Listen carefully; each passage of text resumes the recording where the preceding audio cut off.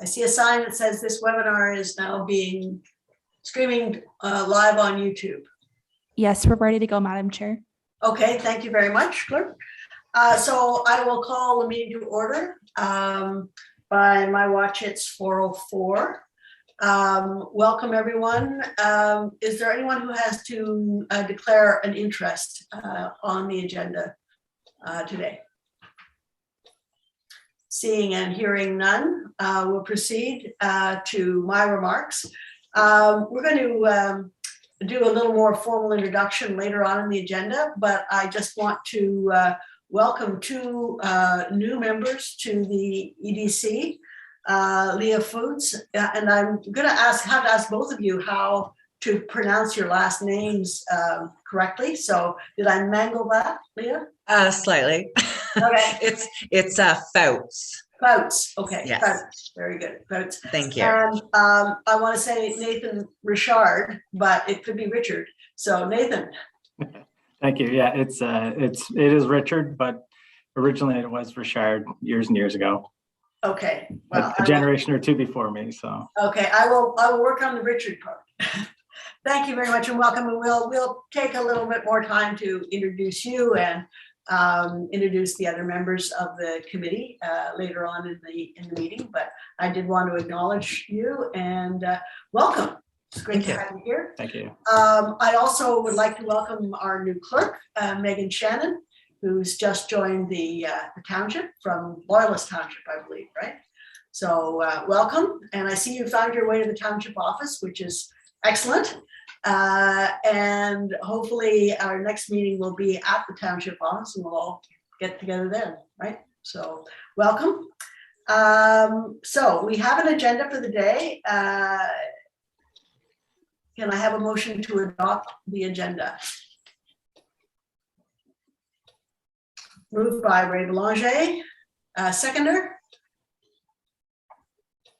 Seconded by Nathan Richard. Any modifications or additions to the agenda? Okay, hearing none. All in favor of adopting the agenda?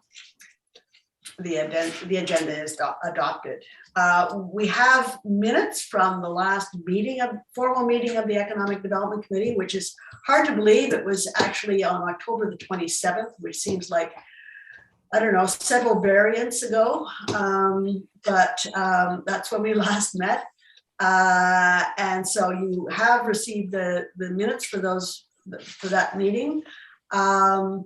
In terms of protocol, it's probably best if it was recommended to confirm the minutes by a member of the EDC who was present.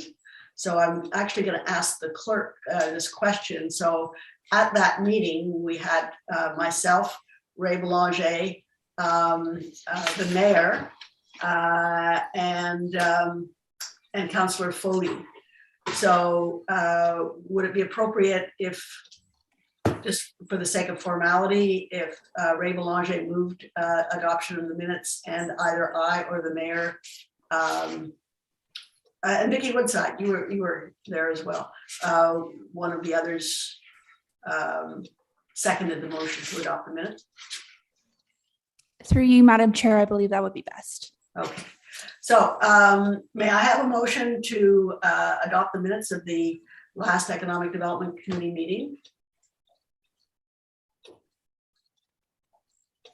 I can make a motion. Okay, moved by Vicki Woodside Duggins, seconded by Ray Belanger. Any comments or corrections to the minutes of October 27th? Seeing none, all in favor of the motion? Anyone opposed? Passed unanimously. Okay, so on to delegations. We had no delegations today, but we do have some business, and perhaps before we welcome and introduce the new members more formally, I should just put this meeting in context. in the sense that we have not met since October the 27th formally, but we have met informally in November. Typically, this committee, like other committees of council, does not meet in December. But no business was done at that informal meeting. But we have before us the newly passed township budget and a work plan for economic development, which was circulated to you. I think it was circulated this morning, Marnie, right? Which was discussed at the last, which has been discussed by the previous EDC membership, but which I think would be very important for us to review today and then begin to think about priorities for the remainder of our term together. So that will be the main focus for today's meeting.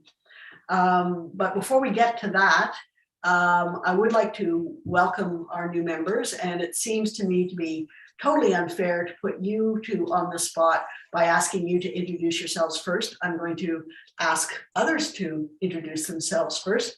And I'll start with you, Madam Mayor. I should be used to being on the hot seat. Thank you, Madam Chair. My name is Karina Smith-Gadke. I'm the mayor of the Township of Leeds in the Thousand Islands. I obviously am here as an ex officio, but I have a business of my own as a mortgage broker based out of Brockville, although it seems to be remote now. I don't see many of my clients since COVID has started. So I do that as well as ferry two children around to hockey. And I have a husband who also has a business at Highway 15 and 401. So that's a little bit about me. Thank you very much. Ray Belanger. Ray Belanger, retired and living on Charleston Lake for the last 5 years. I've been on this committee, it seems, for most of those, and proud to represent the rear of Leeds.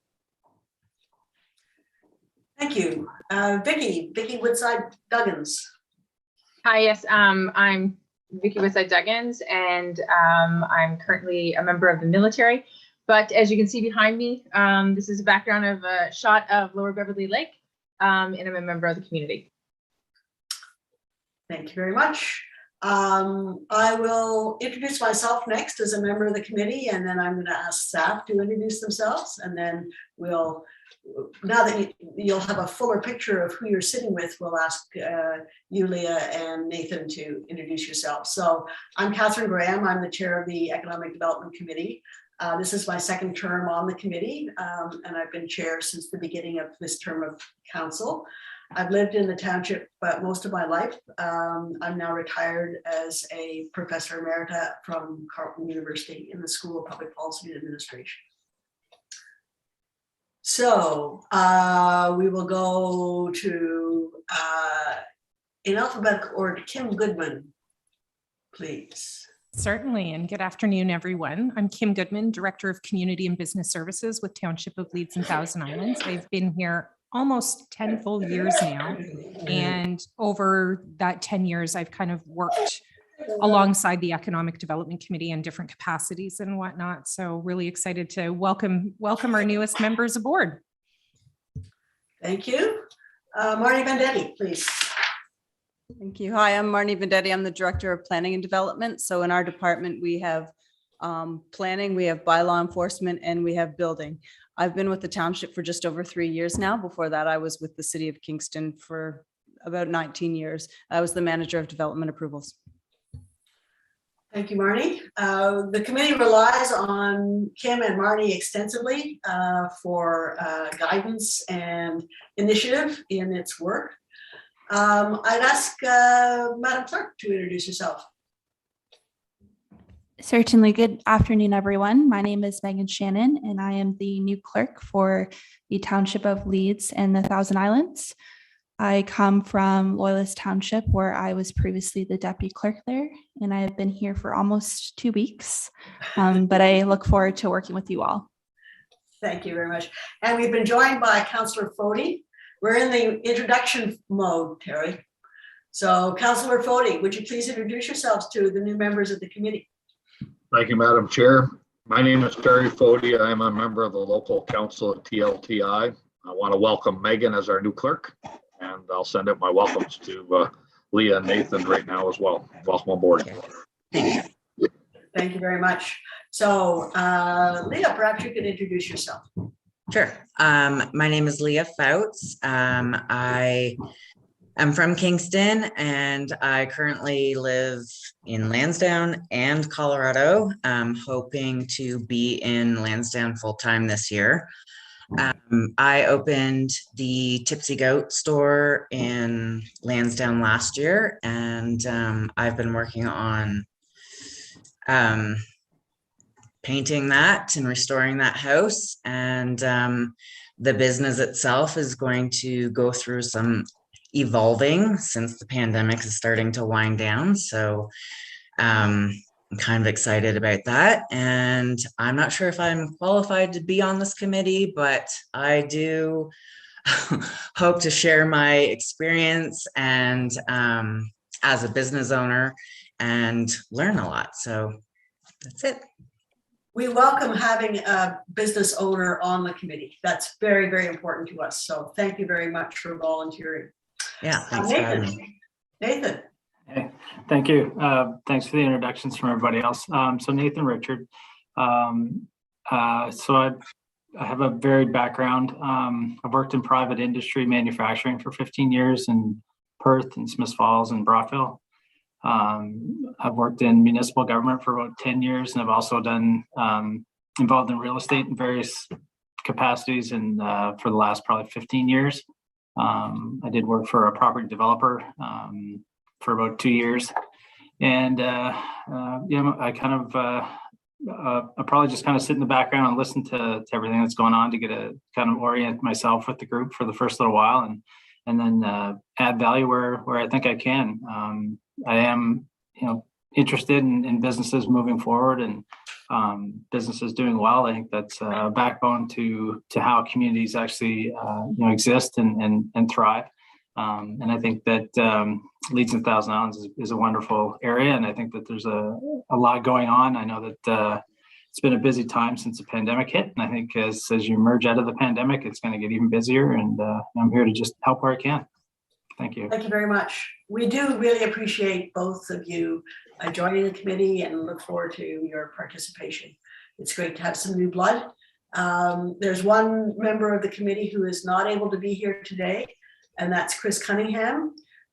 He's currently traveling, but he's been an active member of the committee, and he has retired to the township from Kingston, where he had a very successful career as an investment advisor. So he's very active in outdoor pursuits and things of that nature, as well as in thinking about economic development.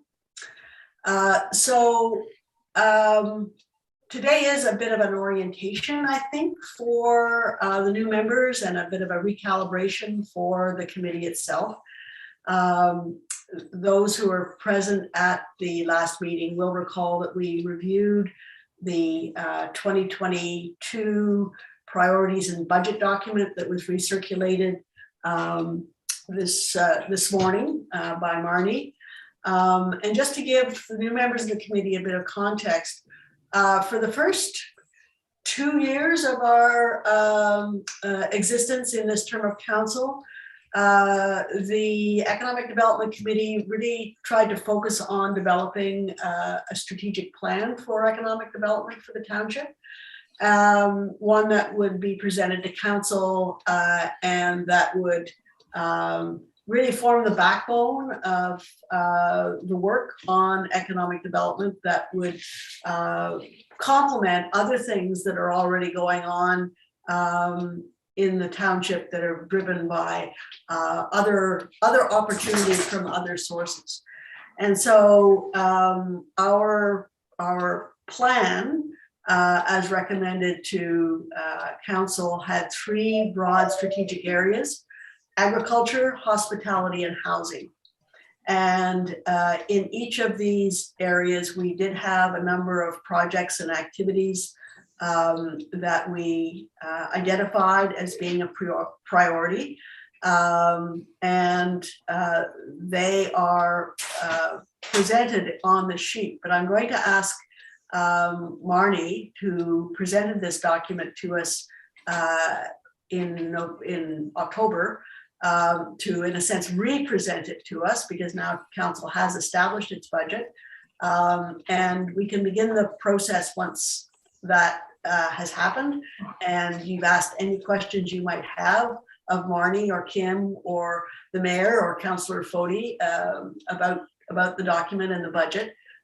Then we can have a discussion about priorities for what we will actually do over the next number of months. So Marnie, may I ask you to take the floor, please? You can't hear me. Now you can hear me. Thank you through you, Madam Chair. I'm going to also ask Kim to jump in on a bunch of these because a number of these are initiatives that she's been doing work on. Kim, maybe if you want to start. Absolutely. We'll jump off with the pop-up farmers market. So we were really fortunate to partner with our neighboring municipality, Front of Young, and we received some funding through OMAFRA's RED program. So I appreciate that's a little jargony. It's the Rural Economic Development Program. And the premise of our application was to create a pop-up farmers market. So across our joint townships, we have a number of community events that happen in various locations, starting from early May, running through to the end of October, really. And we really wanted to facilitate food producers getting their wares to market. So last year, COVID significantly impacted our kickoff year, and this was grossly because there were no community events. So it's really hard to piggyback on community events without having community events. So where we sit with this project right now is that we've had conversations with OMAFRA and we're waiting for approval to move last year's unspent dollars ahead this year. We're currently engaging community groups to determine when and where their events are happening, if they would be willing and interested in partnering with us. And we're starting now to reach out to our food producers. Again, the focus really is in supporting our food producers as part of our agricultural pillar.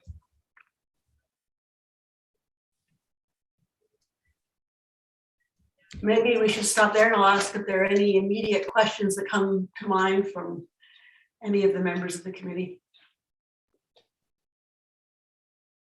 No? Madam Chair, I might add one thing, just that we have an individual who is tasked with working on this project. So McKenna Modeler came on as a township employee to champion this particular project. So if anybody has any interest or they know of anybody who's looking to expand their business or be part of this project, we would encourage them to reach out to Kim or she'll direct them to McKenna. But either way, that's how you get a hold of somebody for this program. Okay, let's move on then in the review. I can do it. Okay. So the next one is the abattoir demand study. This came up last year through discussion with the committee. There are budget dollars allocated to it. However, we thought that we should probably do some outreach to neighboring communities that have been looking into this before we move ahead, trying to understand some of the challenges and review that other places have undertaken before we move ahead. We are aware that there was one farmer, I believe it was in Frontenac County, it may have been Lennox and Addington, that wanted to proceed with an abattoir project and ran into some significant obstacles and costs with respect to the power requirements for that type of a facility. So we wanted to look into that a little bit more to understand what the power requirements are and what the siting requirements might be so that we can better narrow down where in the municipality something might be able to locate to meet some of those requirements. We also had some discussions around having some conversations with some of our local meat producers to understand what their needs are before we go ahead and scope an RFP to understand what the demand analysis is. All right. Pardon me, Madam Chair, if you're okay, I'll just jump right into the next one. Question? Question? It says the demand My study is, apologies. Yes, yes, go ahead, Ray. Sorry, I was muted. it says the demand study is complete. No, sorry, that's an error. Okay.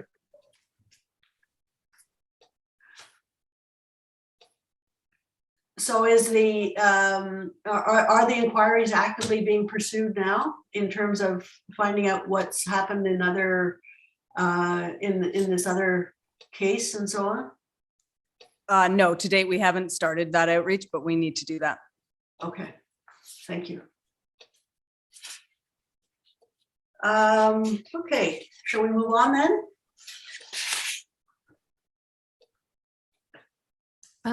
Next on your list, you'll see identified as an agricultural summit. We thought this was a natural extension of the pop-up farmers market program. Really the goal, as McKenna reaches out to our local food producers and other agri-based businesses, is to kind of get a sense of where they're interested in learning, engaging, having guest speakers and whatnot, with the goal of hosting an event in response to those identified needs come fall. As our chair will recall, we did host an agricultural summit back in 2016 or 17, and it was incredibly successful, very well attended, and had some positive outcomes in terms of local food and local food production and tourism. So we're hoping to sort of replicate that, and again, build some real deliverables and metrics as part of those lessons learned. And again, as indicated, where McKenna is reaching out to these food producers, we're endeavoring to build a program that is responsive to their needs and interests. Thank you. I should just advise members of the committee that, yes, the previous Economic Development Committee was quite active in the planning and execution of that particular summit. We actually did 3 summits over the course of the previous committee's tenure. And so that has proven to be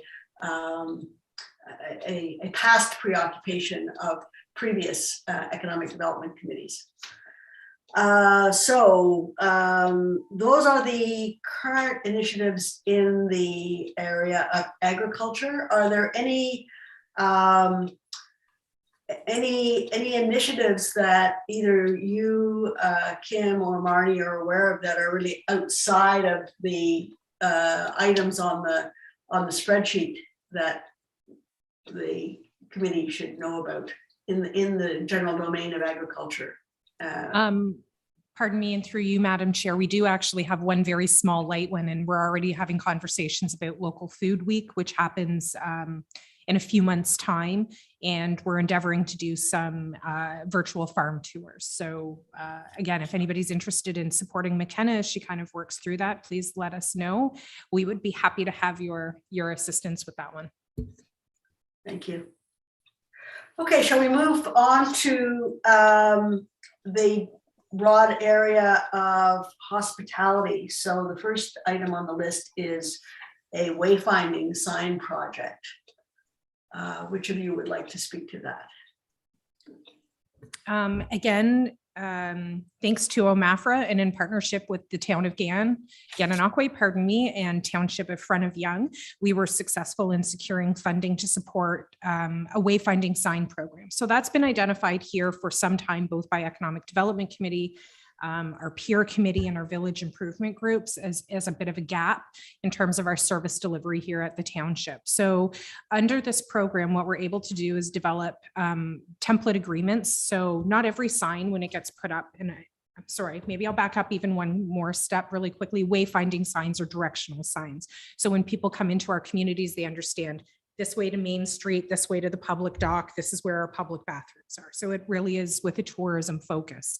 And so not all of those signs necessarily fall directly on municipal property. So this project will see the development of templated contracts for the installation of signs, a 5-year projection on where signs need to be installed, a design standard to lend a consistency across our 3 areas. So there will be unique identifiers. However, we recognize that when a visitor comes to our area, it's not like now I'm in Front of Young and now I'm in Township and now I'm over here. So we want to lend to that overall quality of experience, and that we will begin that 5-year implementation of sign programs with our first round of signs anticipated to go up this summer. you. Does the current project have any element of the next project, which is the redesign of wordmark, watermark, logo, that kind of thing? Ray, you have a question? I'm wondering if we have a horse and cart issue here with the rebranding, the signage, and the wordmark. Shouldn't this all flow from the rebranding, and whatever stylistic approach is taken is echoed in the signage, is echoed in the wordmark for hospitality? Is this not going to be either counterproductive or confusing if we start with the signs and back our way into the branding? Thank you, and through you, Madam Chair. Yes and no, Ray. Like, I do agree to a certain extent. The challenge is that in order to do a full corporate rebranding, there's a huge price tag, a lot of community consultation, and it just wasn't something that we were prepared to endeavor on this year. So what we want to do is develop a sign where perhaps there's very much like our township signs where you have the band underneath so that you can pop this board off and replace it. One of the projects that we're working on internally right now is style and accessibility guide, corporate branding, visual identity. So we're working on that internally right now to bring consistency to our corporate communications and whatnot. The next step of that would be going out for some of the other visual identity and branding and whatnot. So that's happening concurrently. Unfortunately, we just really had a good opportunity to go after this sign program with our partners. And so we didn't want to be lagging behind, but our goal is to slowly and incrementally do the actual production. So where the real cost comes in for signs, and try to find creative ways so that, again, we have certain accessibility requirements in terms of font use and whatnot, which is, I don't want to say largely prescribed, but leaves us little wiggle room. Really, it's that visual identity, that future potential new logo, for example, and we will find a way to be able to incorporate that in future. So this is, like I said, I don't entirely disagree. I hate to be pumping out new things with a logo that we can see in the 5-year horizon would be something that we would want to change. However, these wayfinding signs are so desperately needed. I was remiss to dig in my heels and wait for that next step to happen. Thank you. Okay, so having said that, perhaps you want to talk about the wordmark, watermark initiative, Kim. Absolutely. Thank you, Madam Chair. So again, one of the things that it falls within my wheelhouse at this particular point is corporate communications. And so again, we've noticed as we kind of do a review across our board, and this is somewhat triggered by the conversation that we had at Economic Development Committee about that visual identity and branding, is that unfortunately, we have some inconsistencies in our branding, our visual identity, and our marketing. So one of the things that we're working on in the early stages is a style and accessibility guide that includes everything from email logos or email signatures, use of logo, exact color types and whatnot, so that we can begin internally to develop a common look and feel amongst all of our marketing materials. Once we have those parameters established, we would be happy to share them with other organizations in our community who would maybe pick those up and use them as part of their marketing materials. So if, for example, we partnered with the Gananoque Thousand Islands Chamber on a project, that they are very clear about how we want our identity, whether that's a word mark or a logo, used, so that again, it lends to that consistency. It's not one is the round logo, one is the vertical logo, that it will become far more prescribed moving ahead. Any questions or comments? Okay, visitor services and the mobile presence for visitor services. Okay, pardon me, as Marnie and I are kind of peeking at each other here, who's on deck for which one. Thank you, Madam Chair. So visitor services, last year we issued a tender for the provision of services for visitors to the Township of Leeds and Thousand Islands. Last year that was awarded to the town of Gananoque. They just presented at the January council meeting, or was it the February meeting? February meeting of council. The results definitely showed that we're seeing some rebounding for local tourism. So in 2020, the numbers were quite low. 2021, they started to build. We're still a long way from our pre-pandemic numbers, but we've heard a lot of anecdotal evidence and quantifiable evidence as well that the Visitor Center did an exceptional job this year of pushing residents out into our municipality. Barry Homestead Farms up in Lyndhurst just being one of those several examples. So we are in the process of getting ready to reissue that tender and looking at potentially a multi-year agreement versus a year-over-year agreement. So we're having those discussions at the moment as well. Pardon me, the mobile portion of that, which is new this year, is that what we're endeavoring to do is have a representative from the visitor center be able to move through our municipality. So when we know we have, for example, we're hosting a fishing tournament up in Sealy's Bay, that the visitor center or whomever the successful bidder is would then have a presence on site to help, again, when those fisher persons come into our community, help direct them to spend some dollars through the rest of our community. Any questions?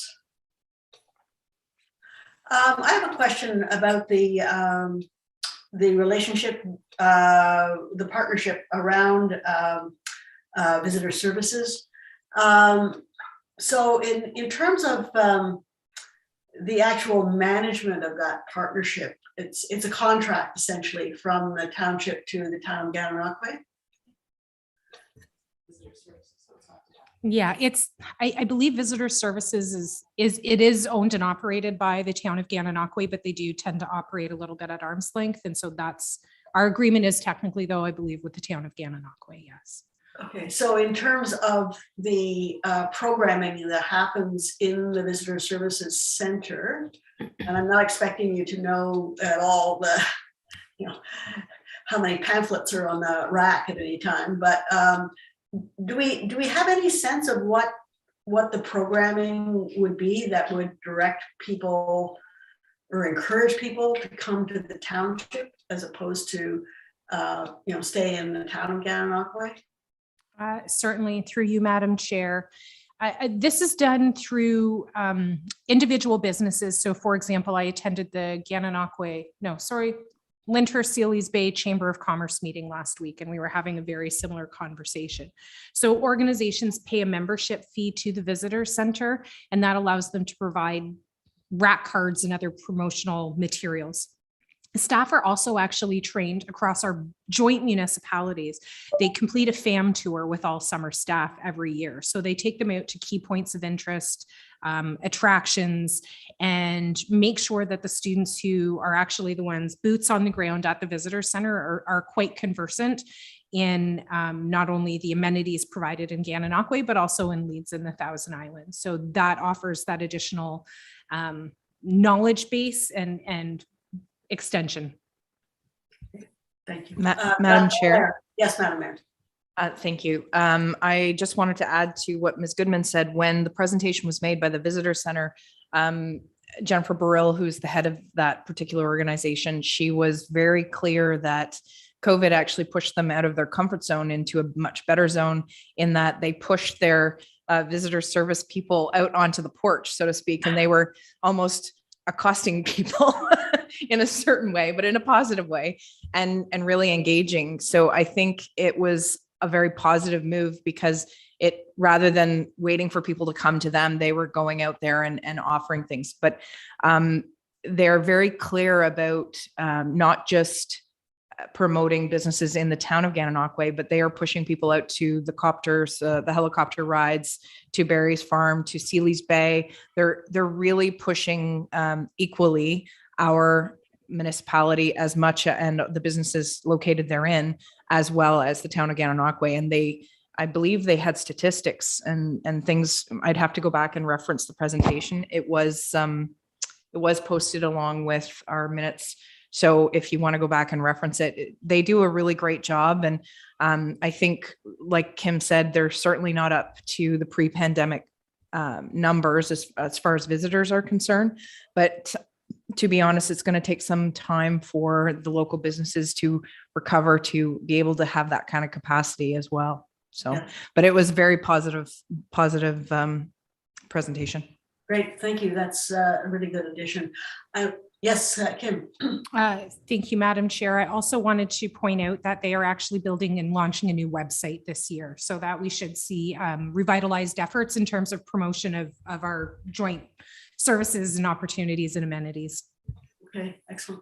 Ray, I'm not sure if you had your hand up. Or I see Vicky's hand is up, is it? I can't see Vicky at all. Vicky Oh, is sorry. on my screen. Oh, there you are. You're up there now. Sorry. Thank you. Thank you, Ray. No, I was just wondering, certainly coming out of the pandemic, hopefully we're on our way out of the pandemic. But there are some, I'll say, different uses of technology, and I'm wondering if some of those things have been considered as people start to move forward, particularly with this project. Like, and I'm just thinking in my head, you know, if I was going to go into a certain area and I was looking at a map and I could see where things were and I understood how long it might take to get to different places, because I think what people are really hungry for experiences. And so if we feed that hunger, I'm wondering, you know, what impact it would be. So I was wondering if some of those considerations have been made. Yes, Kim. Thank you, Madam Chair, and through you. I'm actually very intrigued in what Vicky has to say. We did just get notification on another grant opportunity that we were successful with. Unfortunately, owing to the provincial government's request, we can't make an announcement yet, but you will see something, I'm hoping sooner than later, coming in terms of new promotion for tourism opportunities in our area. And hopefully by next meeting, I'll have something that I can actually share with everybody. So my apologies for the teaser, but very much on our radar. Thank you, Vicki. And that's a really good segue to the next one, next item, which is Driftscape, which drifted across my email this morning. So, and I'm going to have to absent myself for like 30 seconds from the chair. So I'm going to appoint Ray as interim chair while I absent myself. And I'll be back in like 30 seconds. So the power is with you, Ray. Wow. I did see Councillor Fode's hand up. Ray, maybe you want to recognize him. And Councillor Fode, please. That's okay. We can wait till Madam Chair comes back. I was just going to piggyback on the comments about the information center. This past weekend, my wife had not been up in the helicopter yet, so I fixed that little issue. And we were fortunate enough to have the owner himself as the pilot. He told me that a nice, surprising little piece of information that last year was the busiest year he's had since he opened the business. And he attributed that a lot to the type of business he has, because you could only be certain places and distanced. So you're only allowed one or two people in the helicopter at a time. But nonetheless, you know, it's nice to know the visitor center promoting, as Madam Mayor had mentioned, the helicopter rides and the boat tours and such. It is having a reflection, and it was almost a surprise to me to hear that somebody had their best year ever last year in the tourism industry. So I just wanted to throw that out there while we're still on the topic of the tourism center. Thank you. Thank you, Councillor Fode. I think I even heard what you said as I was rushing up and downstairs. So thank you very much. Any other questions or comments on this particular item?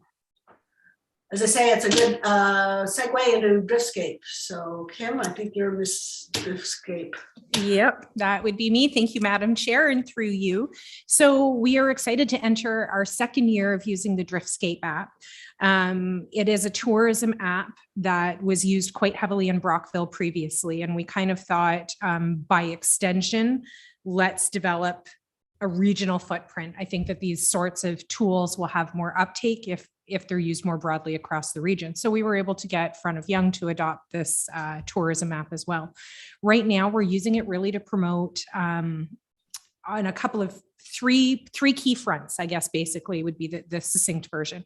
So one is to promote those food producers who are getting involved in the pop-up farmers market program. We see this as being a direct benefit. If you partner with us in terms of, you know, showing up at these events and whatnot, there's an added marketing and communications opportunity for you. We also know, for example, anybody, and I'm sure everybody here is quite familiar with Frontenac Arch Biosphere and their local food map that they used to have. It was incredibly successful, and we see that as a real driver for tourism and agriculture in our community.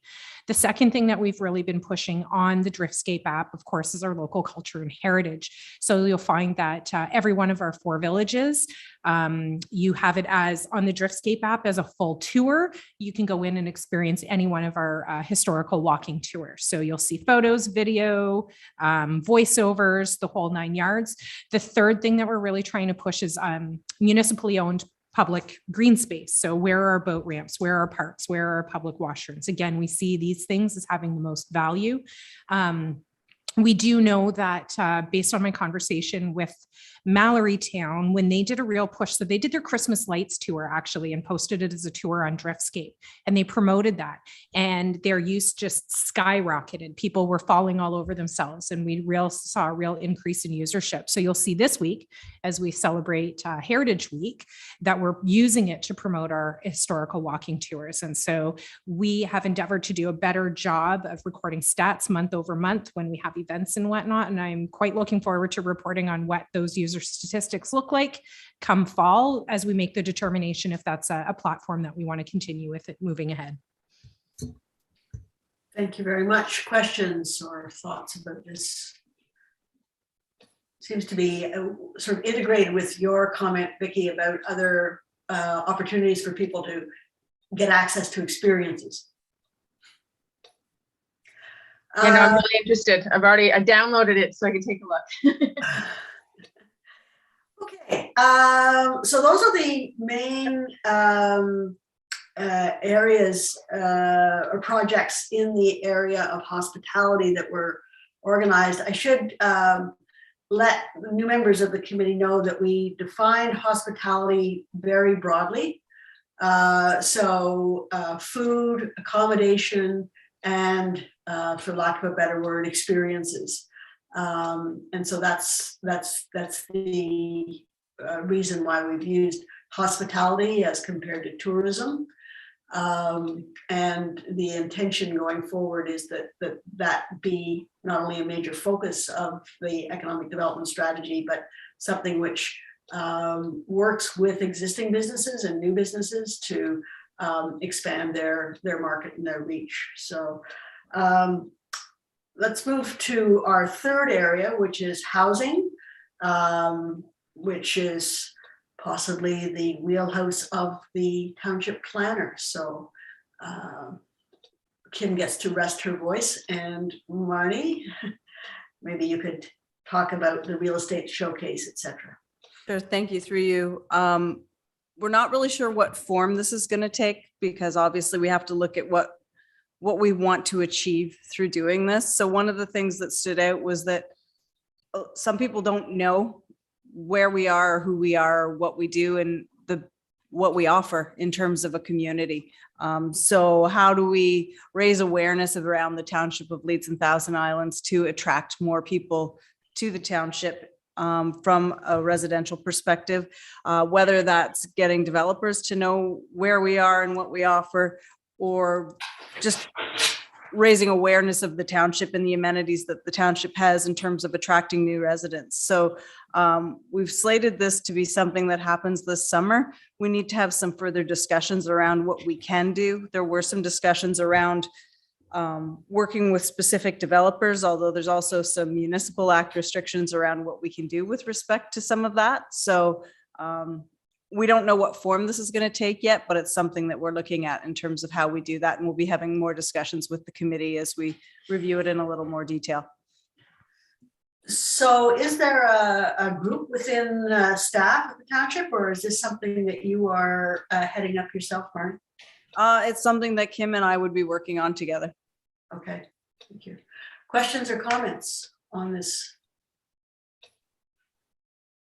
It seemed to be a fairly important step to take, I think.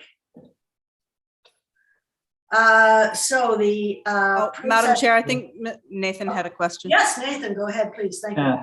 Thank you. Through you, Madam Chair. Do you One thing I was thinking about is, has the township ever, I know there's kind of a lot of different developments that are in various stages throughout the township. Has there ever been like a land use study completed for various areas of the township or anything like that, that kind of identified the pockets that would be more ripe for development or more easily developed? Is that something that's been done in the past? So through you, Madam Chair, we've got our official plan, which identifies the settlement areas and the land uses within the settlement areas. When you look at our settlement areas in terms of being Rockport, Ivy Lee, Sealy's Bay, Lansdowne, and Lyndhurst, there is significant areas of additional residentially designated land within those areas. Some of the challenges are that it's primarily on private services. Lansdowne's only our only serviced settlement area, but there are significant lands identified. When I talked about specific sort of municipal act constraints about what we can do and how we can do certain things, one of the challenges is a lot of the land, most of the lands are all privately owned. So it's not that the township has lands that are available for development that we can market in terms of an industrial park. But if we go back and look at our strategic plan as well as our official plan, some of the things that have come out of that are, is there an area that might be suitable? And so I'm getting away from the housing objective here now, but one of the things that came up with council through the strategic plan is there an area of the township that might make sense to target as a light industrial park? So it would be a rural industrial area, which doesn't have a high demand for services and those types of things. So there's a number of different considerations that we need to look at, but our official plan does direct growth to our settlement areas. Right. Okay, thank you. Thank you, Nate. Any other questions about this item? Okay, the process policy update. So through you, Madam Chair, that's me again. What this is making sure that we have our processes properly documented so that somebody comes into the township to develop, we've got what we need to help make the process easier to guide people through. So to support this in December, we did do technical design standards as well as site plan control guidelines, which we didn't previously have. We also have a new site plan control bylaw to help streamline things and make sure that the requirements and protocols are in place so that we can help guide people through the processes and make it better understood from pre-consultation through application review to make the processes work better. We will be moving ahead looking at other processes this year. The other thing I would point out is that there was a service delivery review done earlier this year as well that was presented to council. I believe it was in January. And in that document, there's recommendations regarding automation of processes, streamlining of processes, and looking at staffing and resourcing. So there's a number of things in that service delivery review that we will be looking at implementing over the next 3 years as well. Thank you. And this is sort of this is a back of the house, very important, but a back of the house initiative in essence, right? Yes, it is. It's getting our house in order so that when people come to visit, we can escort them in comfortably. Yeah. Any questions or comments about this? This is very important. Okay, we have some other initiatives that it warrants being briefed on. So I'm not sure who's going to handle this, but the Small Business Showcase. Small Business Showcase would be me. Thank you, Madam Chair. All right. So I want to say about 2 or 3 summers ago, the Lyndhurst Sealy's Bay Chamber of Commerce in June partnered with Wendy Banks of Furnace Falls Farm and hosted a rural expo or a rural small business showcase. We are quite keen to partner with them again. We think that this is a great opportunity. We've been huge supporters of Shop Local and campaigns and whatnot. So we want to work with them to try to reinvigorate that particular event. Again, it focuses on small business, has a small area of concentration on agribusiness, but also includes opportunities for not-for-profits and whatnot to come out and showcase their programs and services. So it kind of talks to community as a whole, I guess. So we're looking forward for that event. I believe again in June of this calendar year, I'll be meeting with some members of the chamber next week to kind of get a steering committee together and drive that one. Thank you. High-end marketing, Wanderer. And there's a grant pending for this, right? Yes, thank you, Madam Chair. So I didn't realize actually, as I was kind of rushing through everything, that this one was in fact on the list. So perhaps we can discuss this one in more detail next month, but we're very much looking forward to working with some new partners to pull off some really fun marketing and promotion for our area. Sorry, that doesn't actually give you any kind of answer whatsoever. I recognize that, but I would rather have a more fulsome conversation about this one next month, Madam Chair. So after our MPP speaks, then we will have a conversation, I assume. Mm-hmm. Thank you. And then the township, as a matter of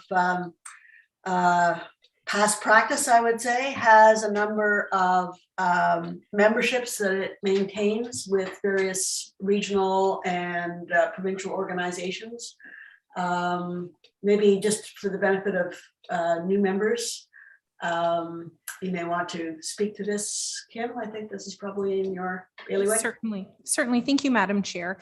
So each of the 4 organizations listed, the benefit of the memberships, and as you can see, for the 4, for a total of just more than $1,000, adds a lot of value. So through, for example, the Ontario East, there are a lot of networking opportunities, a lot of sharing of resources and whatnot. Same can be said of Economic Developers of Ontario and Economic Development Ontario. So this is often a first point of contact where we hear about programs such as Digital Main Street being a big example, right? And how we can better connect with other communities to carry out programs like that. Sports Tourism Canada is a little bit of a unique beast. We know that we have an area that is prime for sports tourism opportunities, be it stand-up paddleboarding and doing a circuit across our municipality, biathlons, my particular favorite, perhaps timber sports, for example. But we know that Sports Tourism Canada can actually offer us a variety of resources. So for example, when we did our readiness check, it was using one of their tools that helped inform us that we were not ready. So again, in the back burner of everything we do this year is we're trying to build those inventories with the goal of taking that assessment at the end of this year and hopefully increasing our score from a 14 out of 110 somewhere up in the wheelhouse of 60 so that we can better then identify what our next steps are. So again, nothing significant that comes out of any one of these except that they are great for information, networking, information sharing and whatnot. Thank you. Any questions? Any questions about anything that you have heard? And I would open it up to any broad impressions, particularly from new members of the committee about where things stand. I'm not trying to put you on the spot. It may be just too much information to make any pronouncements, but if there are any sort of first thoughts, I think we would all welcome them. But don't feel that you have to have first thoughts. It's not an exam. Madam Mayor. Thank you, Madam Chair. I just wanted to add a couple of things that people may or may not be aware of that are actually happening in the township. The Sealy's Bay Area Residents Association, Sabara, had embarked on using the Driftscape app, I believe. They've created a walking tour of the village using Lottie the lamplighter, who was the woman back in the, I want to say 1920s, who was the lamplighter in town. And they basically have anecdotes and stories about different houses and different families that live there. So the whole purpose being is that people could come and spend the day, wander around the village, check out the architecture and some of the buildings that are there, and learn about the creme de menthe debacle at the United Church, where everybody got drunk off the ice cream social, and things like that. It was very very well done. They presented it at a meeting, but those are the types of initiatives that the township would love to support.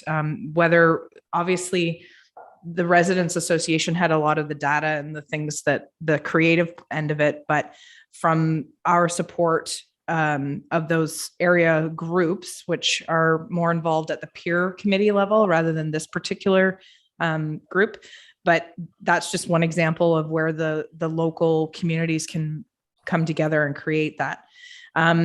When Kim was talking about the stand-up paddleboard stuff, we had a conversation with with Jennifer Burrill at the visitor center, and she has sort of taken on that paddleboard stuff and has run with it. And she's trying to create sort of a pilot project, possibly up in Sealy's Bay, to launch a virtual stand-up paddleboard circuit up on the lake.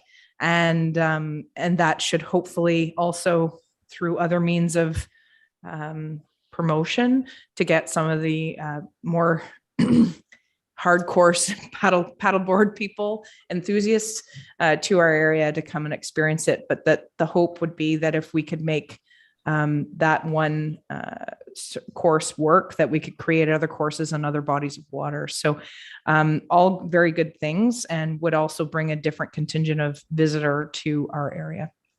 So that's all I have to add. Thank you very much. Councillor Foti. Thank you, Madam Chair. For the sake of Vicky, Lee, and Nathan, the rest of us, I know I brought this up before. This coming fall, from September 20th to the 24th, our most further neighbor, I guess, in Leeds, United Counties, Leeds Grenville, we're the southwest, and North Grenville in the northeast is hosting the international plowing match. That's an anticipated crowd every year. It's moved to a different location in Ontario. That's an anticipated crowd of 80,000 people. It's been exceeded a number of times, depending on location, weather, of course, being a huge factor. A lot of these trips people make to this event are planned literally a day or two ahead, based a lot on the weather. And I know that our staff is quite well aware of this. I know Kim is, and this is where we can really work with neighboring communities as far as promoting our area. How we're going to do this, I think, is still very much in the planning stages, but we're going to have, if you take that 80,000 people and even bring a third of them by our doorstep from the west of us, traveling by us, heading up there, these people are coming to experience. And by doing so, they're going to spend money. And maybe if the experience is good, they'll stay a little longer or come earlier. And that happens frequently with a lot of these travelers. And I think, while I'm on the subject, I think that is, to me, one of the biggest assets, if there is any asset to a pandemic, is the fact that the last 2 years, it has taken all of us to a level of technology we didn't know we could live with or work with, and now keep promoting. So Driftscape and all those apps that you can put on your phone, a lot of people would have given you a strange look 25 months ago. Now it's almost a norm. And the part I see that's exciting about this, these things can be changed instantly just by tweaking here and there, whereas opposed to a rack card that Madam Chair had referred to earlier, they're my era of promotion. And when you go to rack cards, if anything changes, it's automatically dated. Whereas if you go to technology we have now, we can keep it as current as we want to keep it. And I think that is the real future where we're headed. Thank you. Thank you. Other comments before I proceed? Yes, Ray. Well, I've got to say, after having been away from this for 4 or 5 months and coming back to this budget there, it's a lot better than I remembered it. I think it's pretty succinct now. It's a lot tighter. It's hard to see how the amount of work that went into this, but with the grid filled out, with the budget numbers and everything in, I think it's actually quite quite remarkable. So I would say great job, the staff, well put together, and I think this is a solid foundation here. Thank you very much, and I would echo that as well.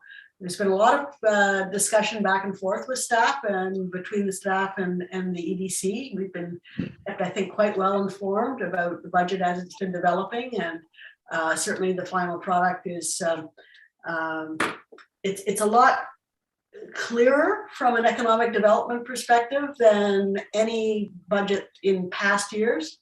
And there are some particular initiatives that this committee may want to follow and become active in, which is sort of where I'm headed in terms of the discussion. So as I mentioned at the beginning of the meeting, the EDC spent a good portion of its time up until now actually developing the economic development strategy with those three areas and thinking about particular initiatives, many of which are on this spreadsheet that could be clustered under those initiatives. Not everything we thought of made it into the strategy, but that's the way these processes work, right?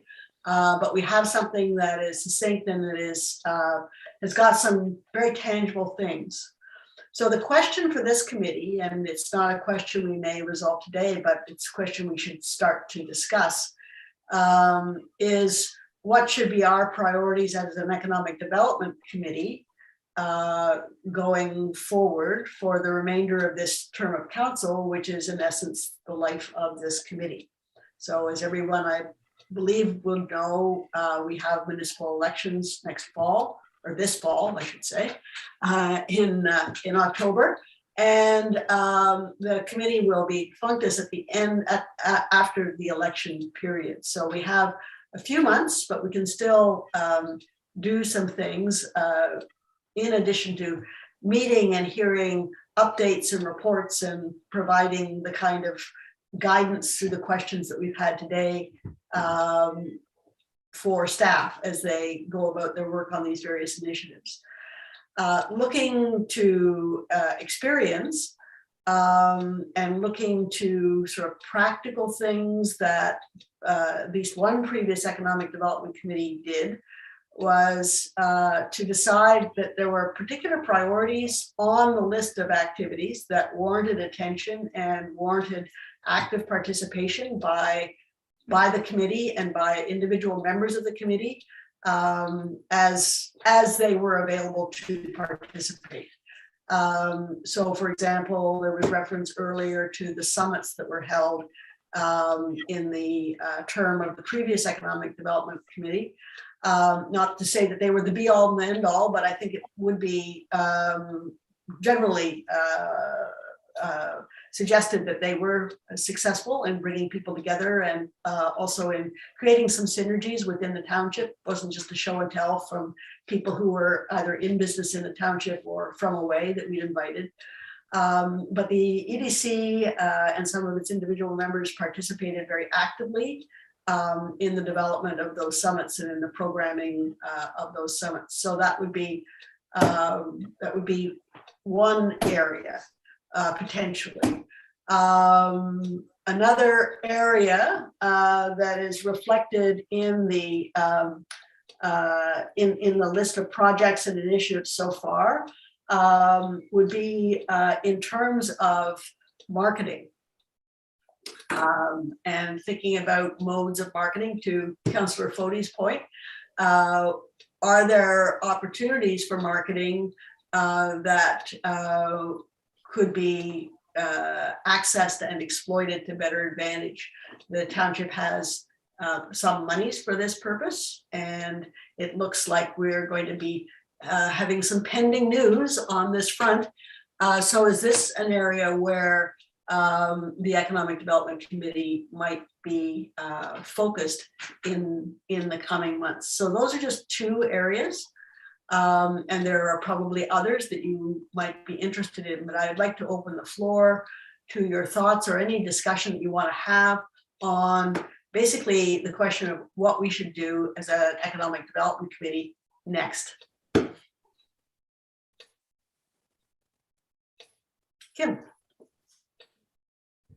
Thank you, Madam Chair.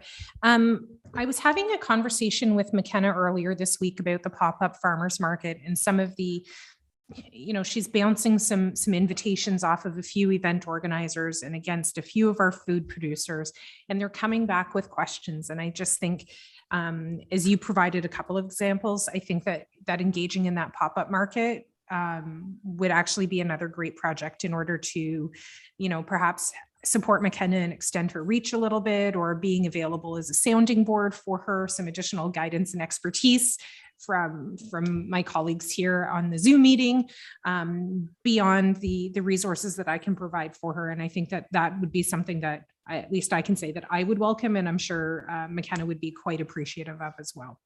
Okay, thank you.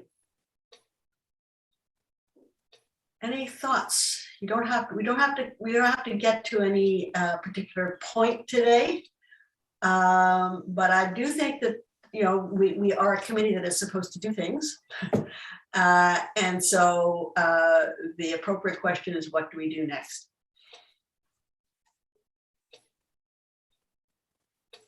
So I'm going to let you rest with that and maybe think about it over the next period of time till our next meeting. But we will have every meeting typically has, for those of you who have not been on the committee, we often have a delegation, someone who does a show and tell about some aspect of economic development, either in the township or elsewhere that we might be interested in. We obviously get updates from staff on initiatives. But beyond that, the question is, what do we undertake as opposed to being simply a receptacle for information and commenting in a constructive way to guide staff, although we do not supervise staff, and to help council.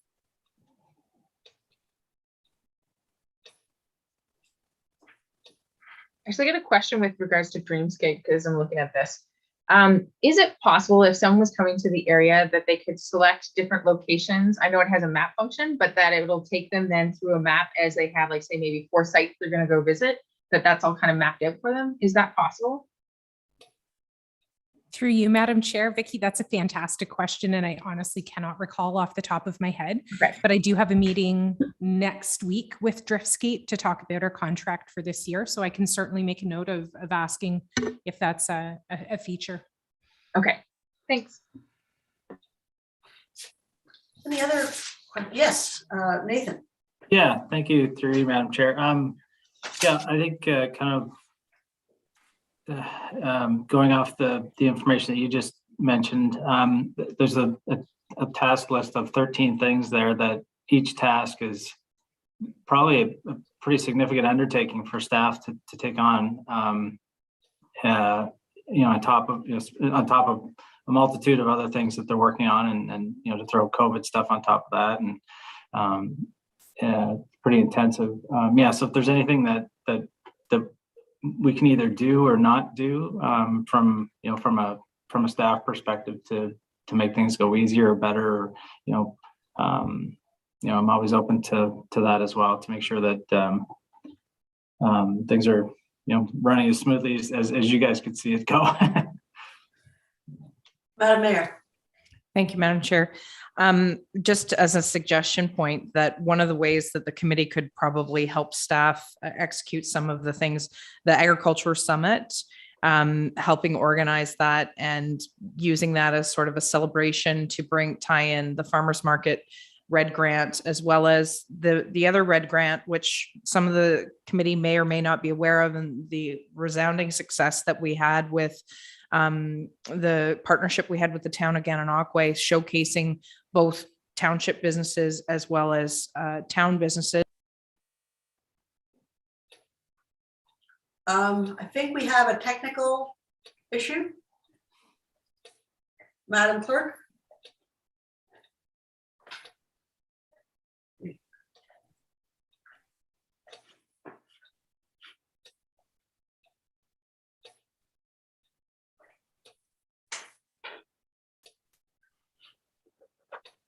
Can anyone hear me? Yes, I can hear you. Yeah. You want to hear me? Yes, I can hear you. I can't hear Madam Mayor. No, I can't hear either. I can't see Megan either. Marty, would you be able to speak? Corinna's calling you.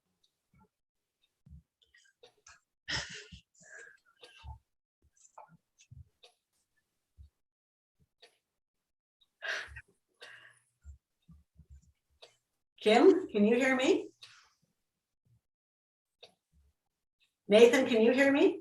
Yeah, I can hear you. Okay. There seems to be something going on in the township office. Yeah, I Yes, can I hear can hear you. you as well.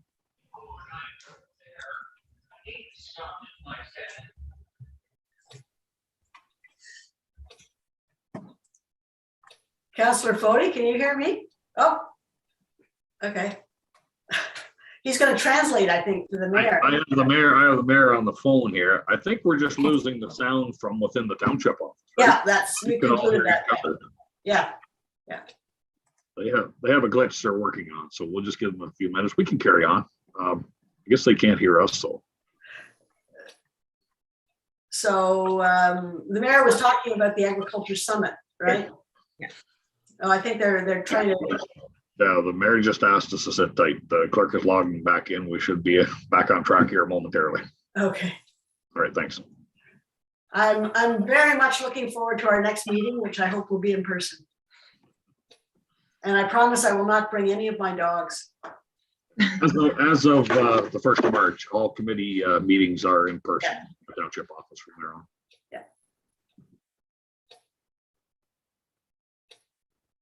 Maybe while we're waiting, Councillor Fody, you can give us the council update.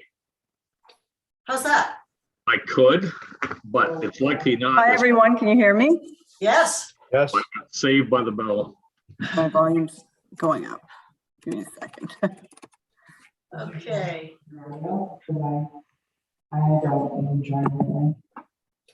Set my video off. Can you hear me? Yes, the mayor sounds like she's in. The clerk's computer just decided to update, so it kind of stopped the meeting. So I'm the host now. Oh, you're the host, okay. So, Madam Mayor, you were talking about the agriculture summit. Yep, I'll mute.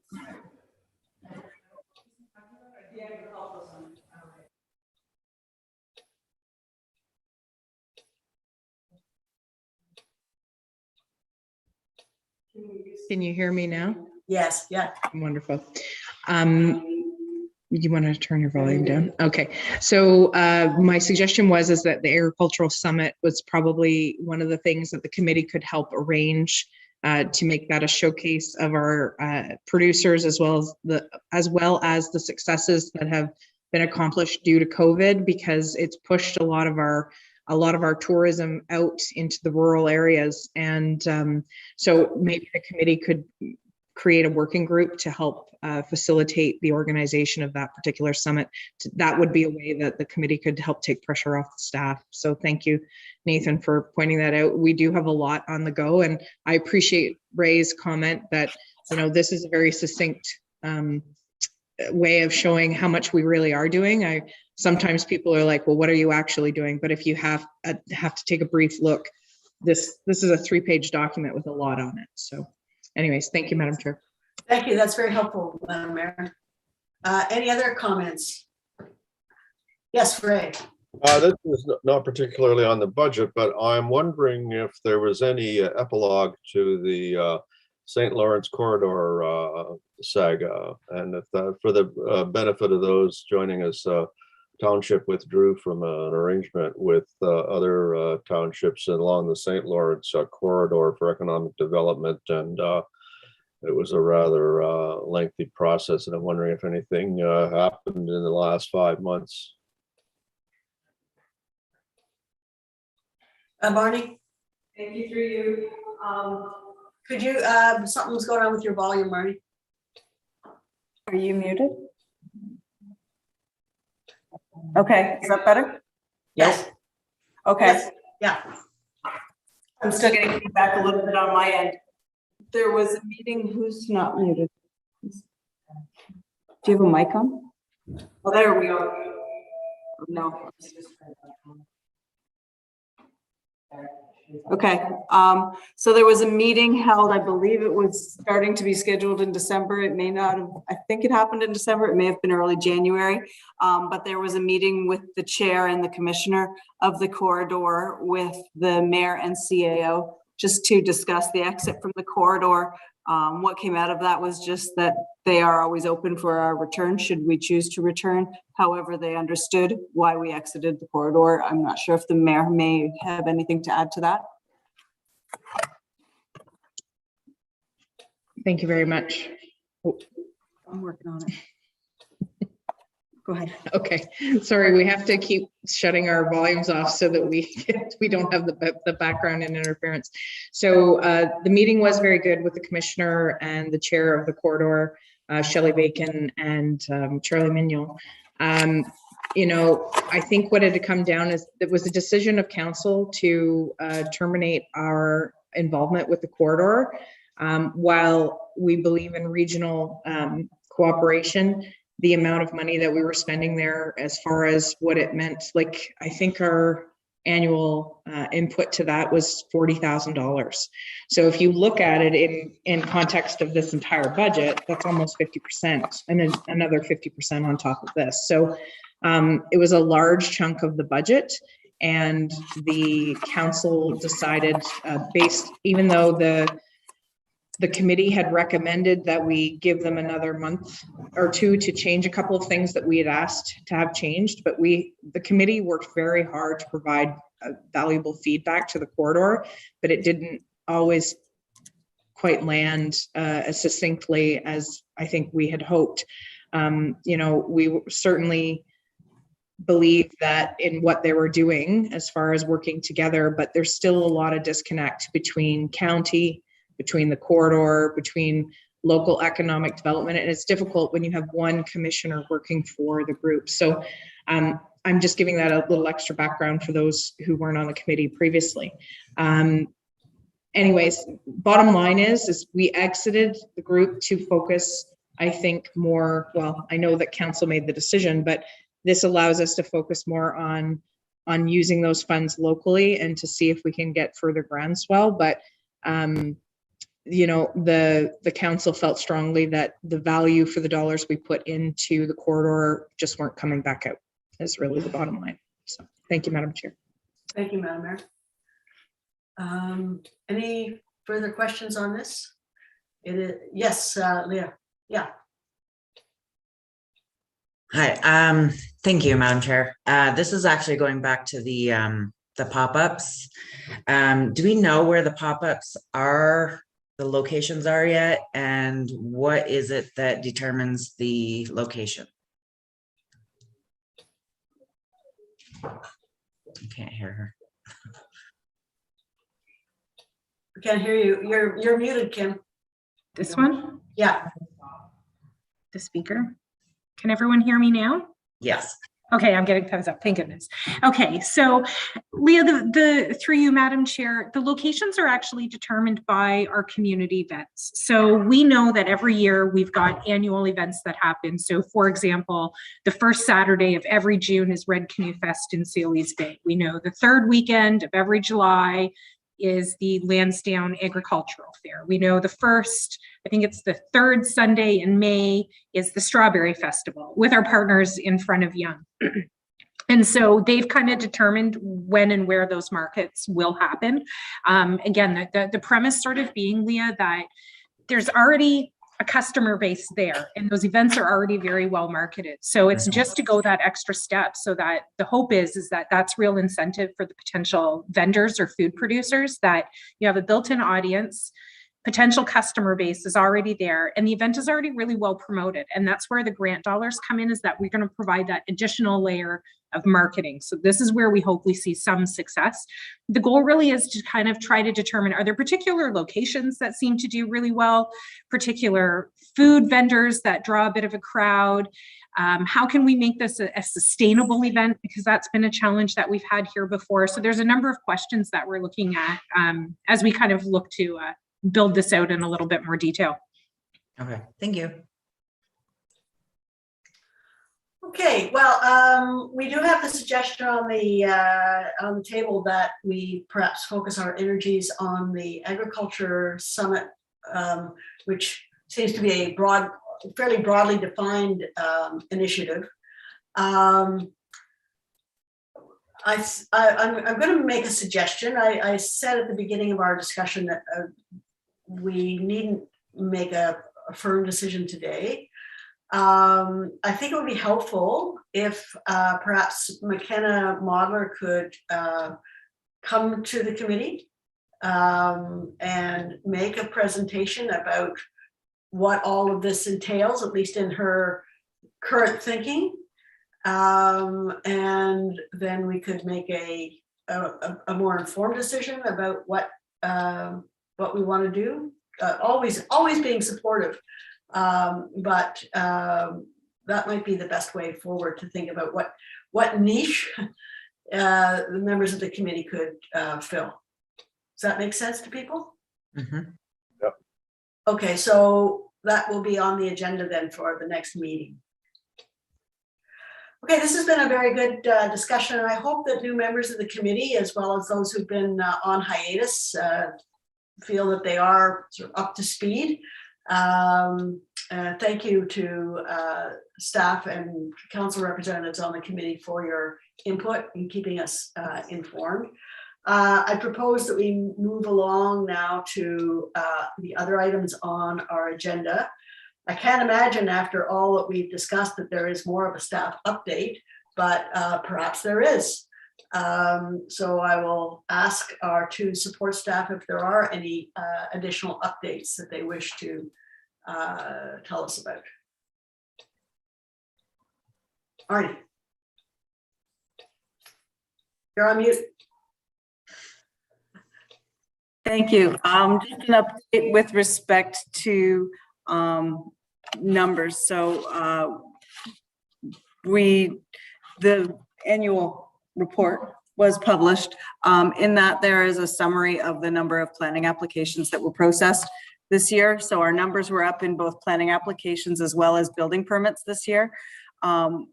We've also been informed by the health unit that they will be downloading septic inspection and permitting and approvals to the township. So we are working on what that means and trying to understand from a resourcing perspective how we're going to implement that. We will need to take that over starting September 1st this year. So there's going to be some review on our part to make sure that we are fortunate in that both of our current building inspectors are qualified. However, they haven't performed the function in some time. So we are going to have to bring them up to speed and reacquaint them with that process and that approval. So we're in good shape as far as that goes, but it's going to be a big undertaking for us to do that. We're going to have to create a fee schedule for that and work on our processes for reassuming that task. So with that being said, we have hired a new building official who will be starting with us later in March.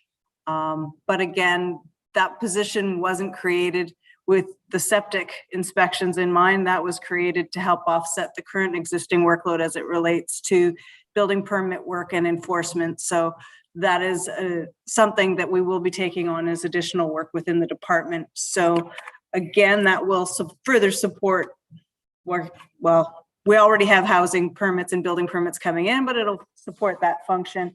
It just speaks back to getting our house in order in terms of our processes and protocols for looking at applications and trying to make it more of a seamless process. So I do think there will be some benefits in terms of having our own inspectors do that work, because when we are processing a building permit for the house, we can also be looking at the building permit and the inspections for septic and making sure that it's a coordinated approach. But it is something new that we're taking on. Excellent, thank you. Yeah, it would seem to be an efficient move. Yeah. Any other staff updates? Yes, Kim. Certainly. There we go. Thank you, Madam Chair. So we're actually starting work on our spring and summer recreation guides. So we all know that a place where you have things to go out and do and recreate and participate with your community helps make us an inviting place to come live. So where Marnie works on the housing side of things and the development side, I try to make sure from my desk that we have a community that is welcoming for potential residents. So we're really investing in rebooting recreation. So pandemic has really kicked sport and recreation in the teeth. Unfortunately, as a result of a 2-year shutdown, a lot of the volunteers that we had engaged in programs that ran like a well-oiled machine have basically disappeared.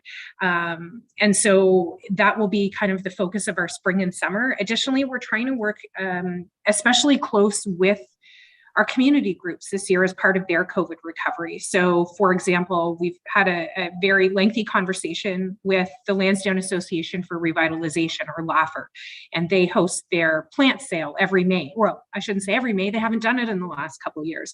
They had a lot of concerns, and I'm picking on them as just one example, about reopening. How do we manage traffic? How do we make sure we're adhering to health unit restrictions and regulations? How do we make sure we're providing a safe place for people to come and participate in this event?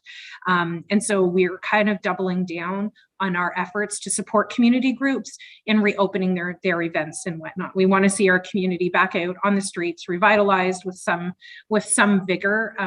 And so again, that'll really be a focus of some of our work. Again, we've already referenced communications being a big part of the work that we'll be endeavoring to do.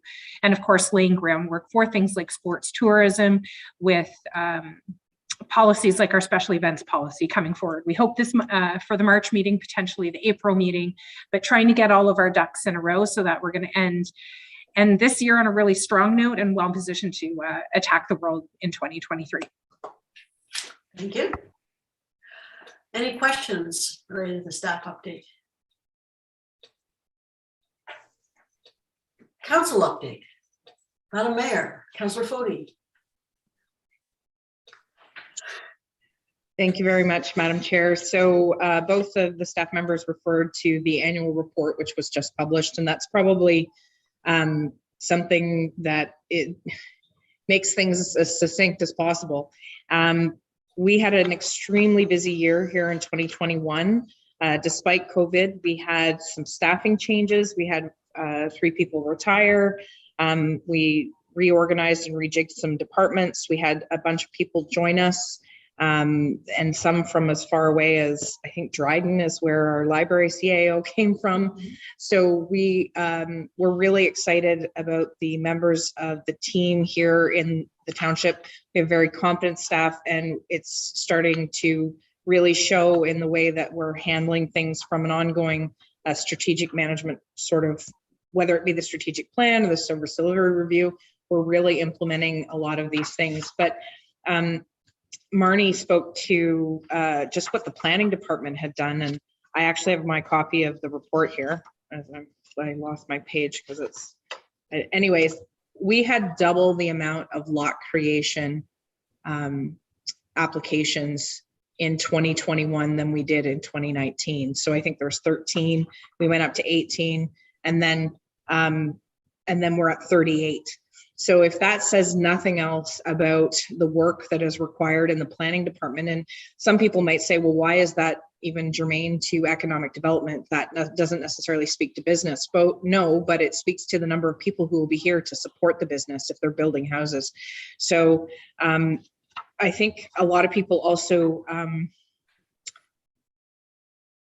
maybe not appreciate what's involved in some of those application processes. And I realize that everybody's frustrated with red tape and government and all the steps that people have to go through to get to these points. But as I've bought a new house in the recent year, I've learned that some things that weren't done necessarily according to permits bite you in the butt, and the water comes in off the road because it's not graded properly or what have you on a private lane.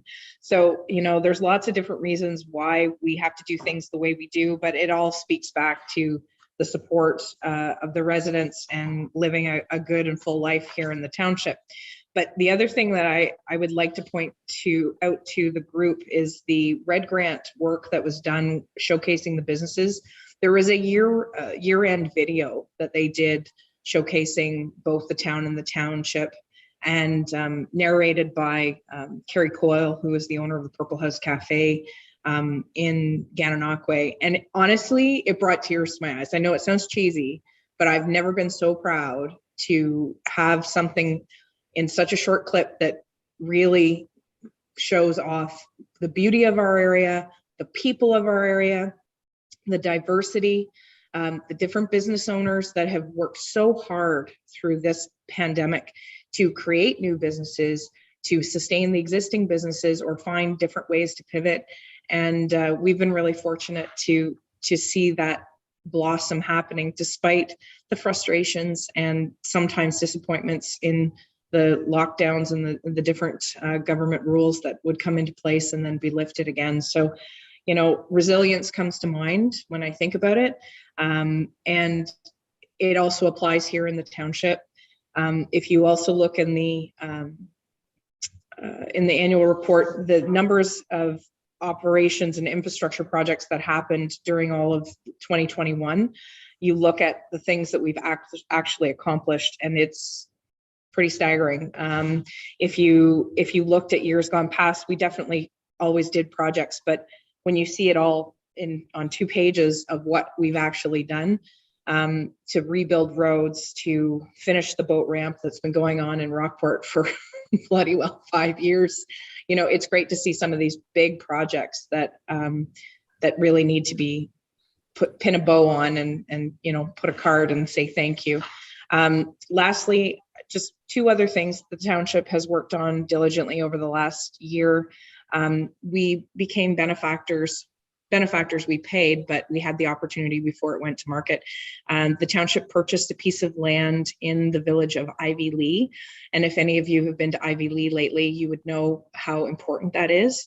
It's almost directly across from our boat ramp, which our Ivy Lee Wharf will be undergoing some major infrastructure improvements in the next 12 to 24 months. But that piece of land will allow us to have parking down in the village of Ivy Lee that will service that dock both for residents on the islands, having people come and visit, as well as contractors going out to service the businesses. So that was a very, very big deal. And Mr. Knudsen is the name of the gentleman who approached Councillor Grell and said, hey, I'd like to think about selling this. And land like that doesn't come up very often, especially in a small village like Ivy Lee. Secondly, it was announced at council last month that we have also been the benefactors of the Sly family. We have purchased a piece of land at the corner of 32 and Highway 15 to eventually build a new fire station, which is sorely needed up in the north end. The Seeley's Bay Fire Station has been there for quite some time, and I believe the description that I was given is we can only get a pumper truck in the bay if we have it loaded with water. So it keeps it low enough so it can get through the door. That doesn't necessarily meet our guidelines that are required going forward to service the residents in their ultimate time of need. It really is great to see these projects starting to come forward so that we can service the residents of the township. So Terry, if you have anything I've missed or you want to add. Thank you, Madam Mayor, and through Madam Chair. I think, and I know each one of us on council have said this before, and even to today's date, it's more current. Our staff is our focal point right now, in the sense that it's the best we have to offer. I couldn't be more proud of the staff that have been created here in the last few years, right up to and including a new clerk, Megan. And as her worship had mentioned about our librarian coming from Dryden, I mean, these are key positions. And if you don't have the right person in the key position, a lot of things can go wrong. And I think what this speaks, this report of 2021 the mayor had alluded to, I think it's a reflection of the staff. People are investing in the township, they're comfortable, you know, little things, they might appear like little things, the purchase of land for the fire hall. There was a lot of questions in the air in the north of the township of what the insurance rates would be. And our underwriters were kind enough to work with us and hold back because of COVID. Our pumper truck was 2 years overdue there's a regulation there. Those trucks cannot be more than 20 years old. So there's a new pumper truck on order. And so when you have staff that can work properly with organizations and companies to help buy us time in this case, it's a reflection on all of us. And you know, Corey had mentioned about the little video, if you will, between Gananoque and our township. Those are the types of things I want to see repeated time and time again on all these little apps and that we have on our phones. And when tourists come here and you know, they click on, Vicky had touched on that, when somebody comes here and they click on what's here, that should jump right off the page at them. It's only a few minute watch, but it'll tell them so much that nobody else will have to even say a word. You just watch. But no, I think like everybody else, I think I don't speak any differently in that I can't wait to have some of the weights lifted off our businesses. They need our support. And now that we see that COVID is receding in the sense that the restrictions are being lifted, hopefully we can get back to norm, you know, such as the Turkey Fair in Lyndhurst, Lansdowne Fair. Board of directors have already indicated their full tilt. So those are very encouraging to everyone involved, because it also draws everybody to a community. So with that, that'll be my comments at this point, Madam Chair. Thank you very much, Councillor Foti. I have only one question, and that is the video highlighted on the township website? I was on the township website this morning, and I'd love to look at it. I'm sure all the members of the committee would like to look at it. So maybe someone can send out a link when the time comes. Okay. We don't have any other business today unless anyone has other business they would like to raise. Seeing none, may I have a motion to adjourn? No one wants to go home either. Ray Belanger is moved. Seconder, please. Vicky. And is there any discussion of the motion? Okay, hearing none, all in favor.